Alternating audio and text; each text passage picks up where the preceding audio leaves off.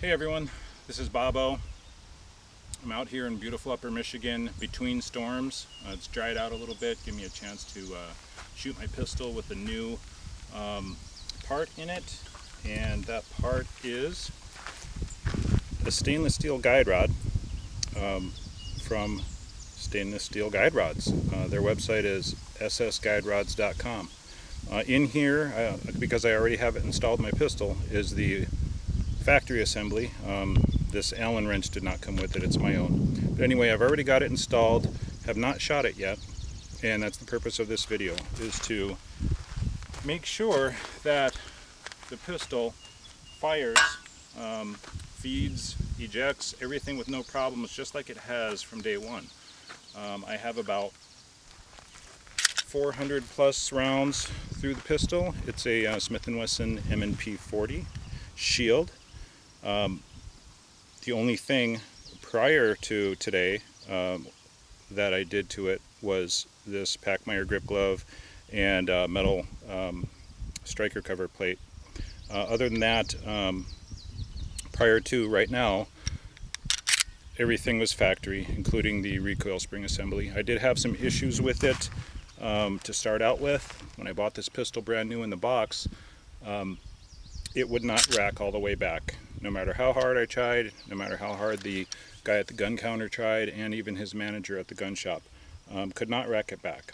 So they gave me a recoil spring assembly from the display model, which functioned just fine.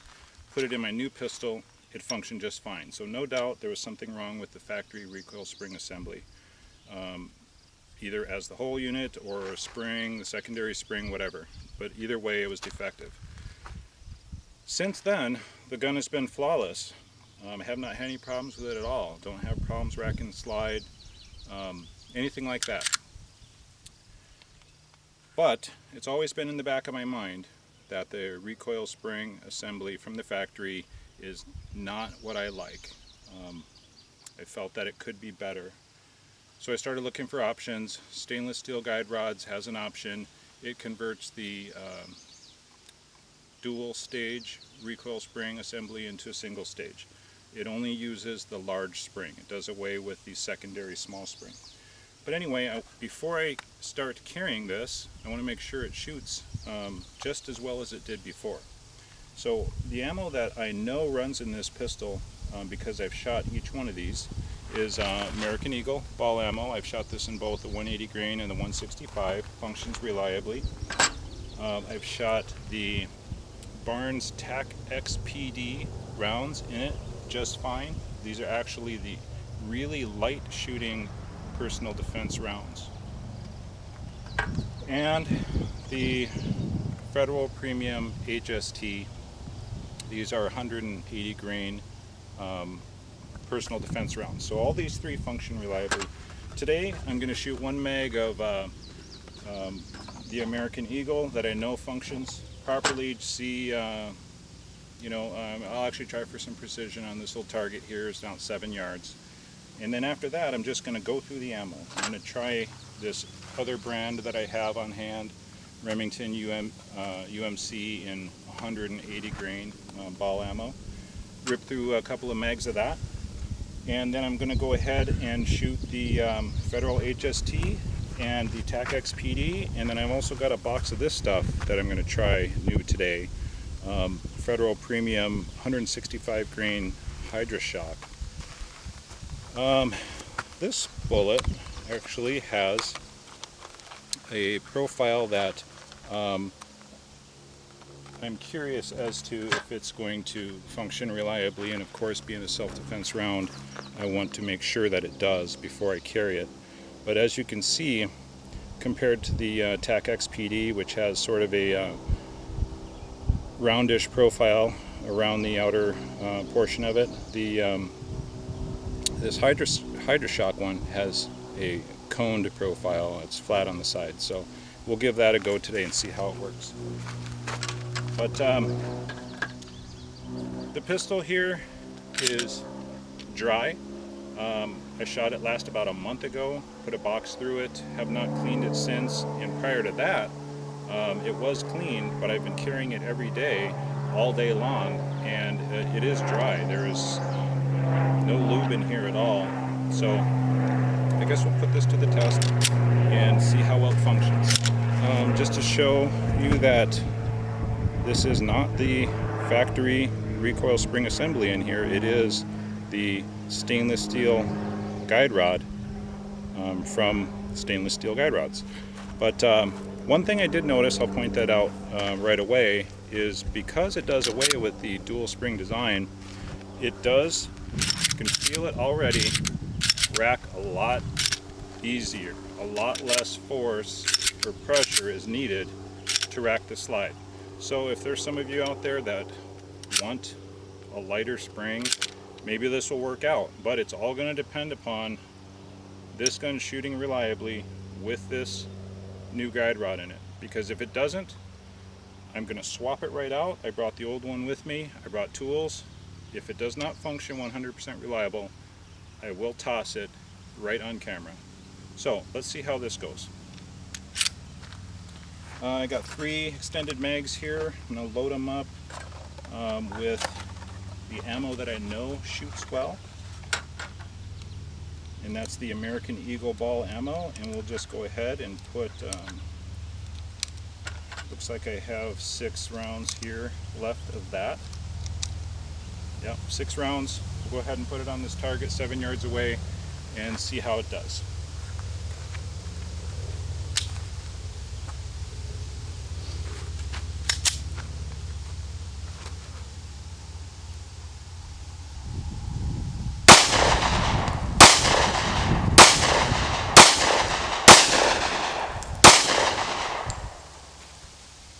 Alright, well, so far so good with that.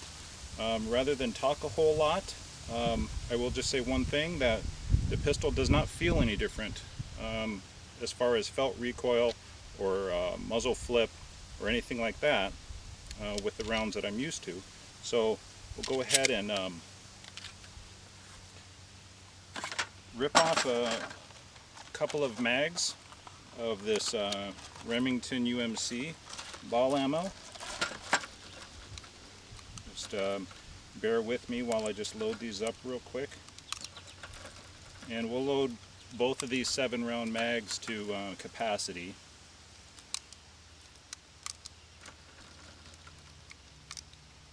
And then we'll just shoot them back to back.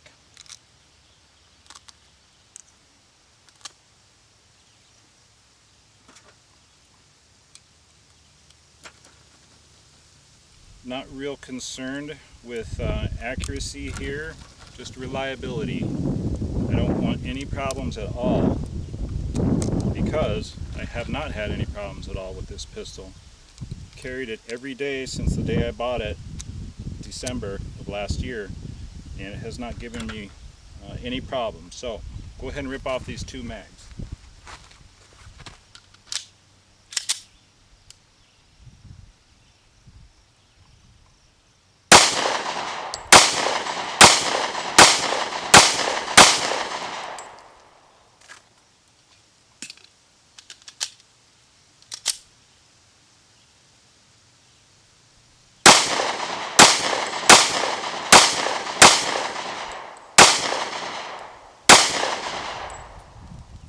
Alright, so far so good.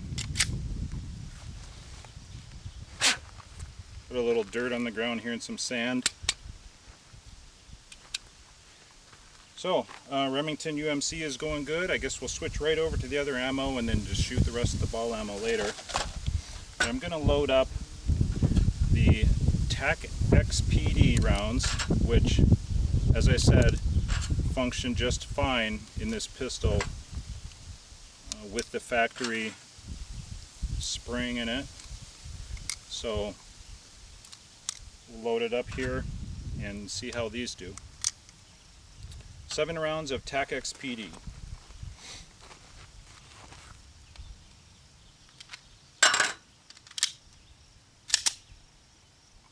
Well, that's just a slight failure to feed there. It's wanting to go in. It could be because the pistol is dry. But anyway, a slight tap on the rear of the slide and goes all the way. Let's see how it shoots.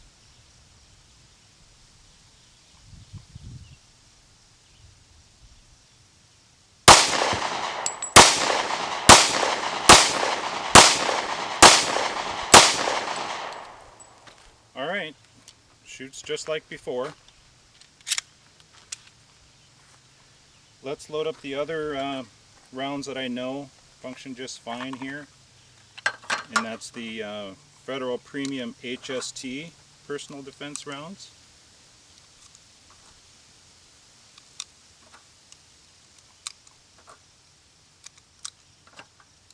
Alright, got 7 of those.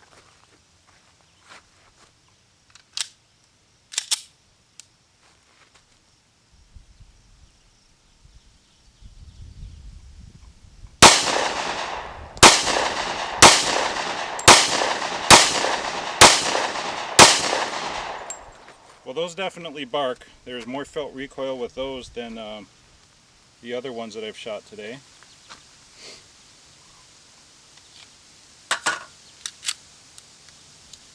Now let's try the rounds that I have not tried yet, but that I want to carry, and that's the Federal Premium 165 grain HydroShock. So we'll load up 7 of those. This stuff's expensive. It's like 20 bucks a box. So I'm only going to shoot 1 mag of it through here.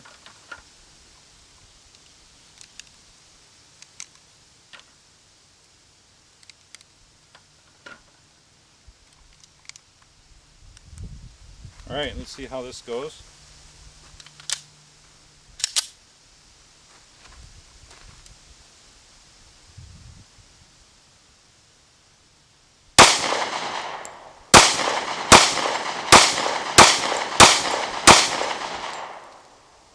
Well, actually, those are actually really pleasant. Debating I want to shoot 1 more mag just because it felt so good, but those are really nice. But, so we've got all 4 different brands of ammo that have fed, fired, and ejected just fine. And I cannot tell the difference in felt recoil from this stainless steel guide rod that only uses the large factory spring on it, compared to how I remember the pistol feeling with the factory recoil spring assembly. So that's a good thing. I was actually expecting that I would feel more recoil, being that there's 1 less spring, and racking the slide back was a significantly lighter, noticeably and significantly. So I was expecting that with maybe less spring tension, that the slide would operate, you know, rearward after firing at a higher velocity and maybe cause some, you know, negative effects like more muzzle flip or higher felt recoil, which, you know, I would not have considered that a desirable effect, but I'm not noticing that at all. So we're going to get 3 mags going here, shoot those off real quick, back to back, and see what happens here. The gun is definitely dry, it's getting a little dirty, and it's getting a little warm. So after this first and second mag, it's definitely going to be warm and dry, and guess this will be a better test of whether it functions or not when it's hot and dry. I don't know.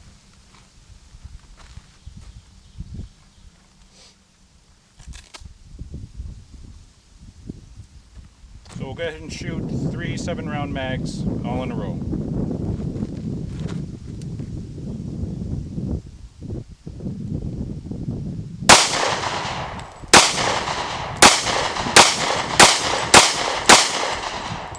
Just going to dump it on the table so it doesn't get sandy.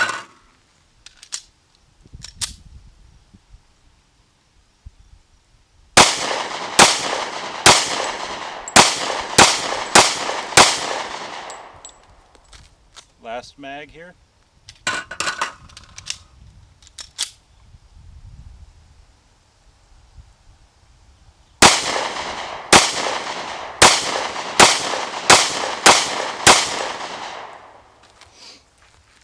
All right, well that was 50 plus rounds between the ball ammo and the three different kinds of personal defense rounds.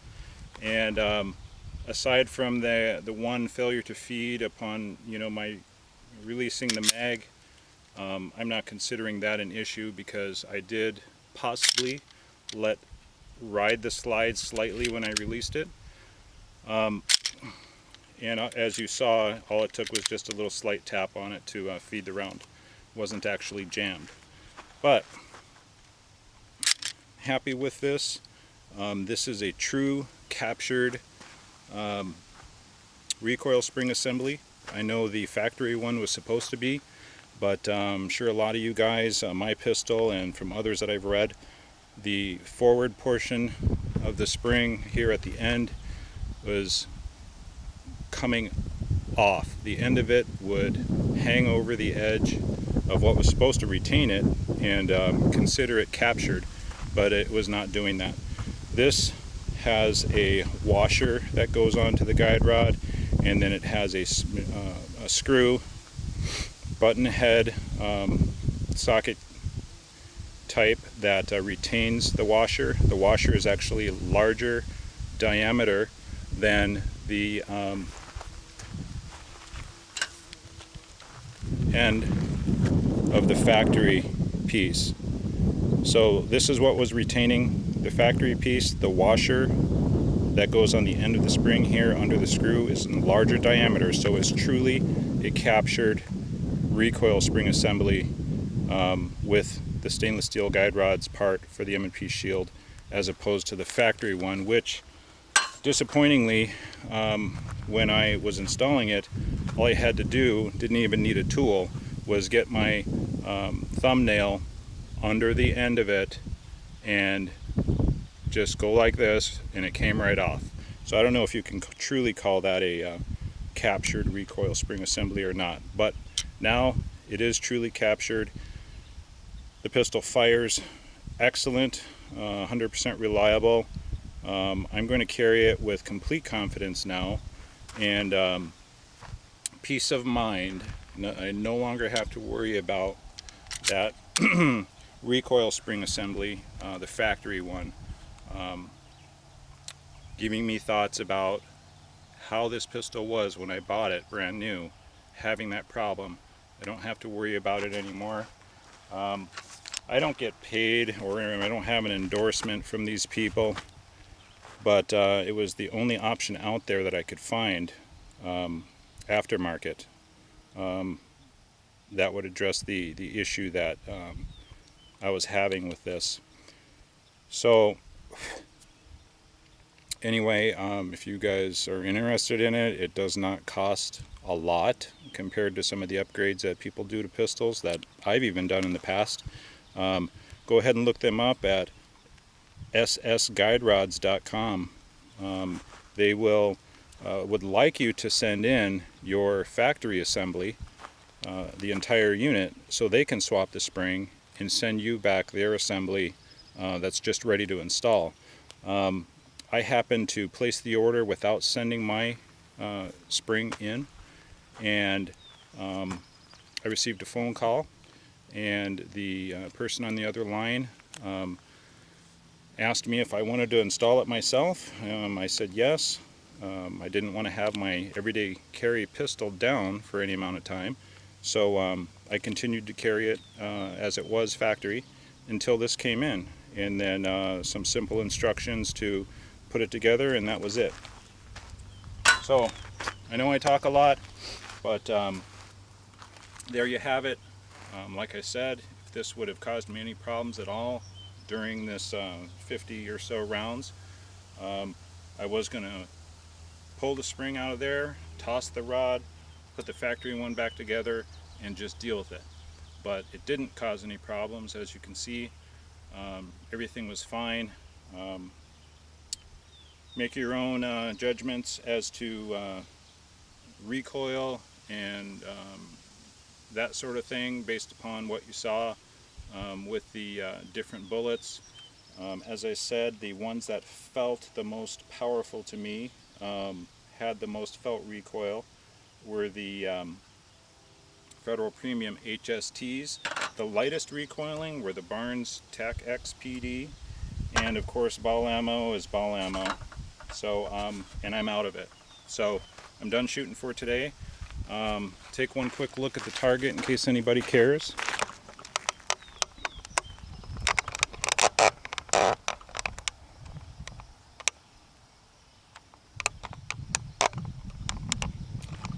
So, you know, a 7 yards, you know, self-defense pistol, subcompact. Wasn't exactly shooting slow fire. Had some decent follow-up shots going on there, but the Shield is definitely capable of some really good accuracy. If you know, that's what you're looking for in a self-defense pistol, is, you know, some crazy accuracy at longer ranges. But 7 yards is normally what I shoot. I shoot 10. I have shot this at 15. It shoots just fine. But anyway, guys, have a good day. Buy the gun you like. Keep the ones you want. Do whatever you want to them.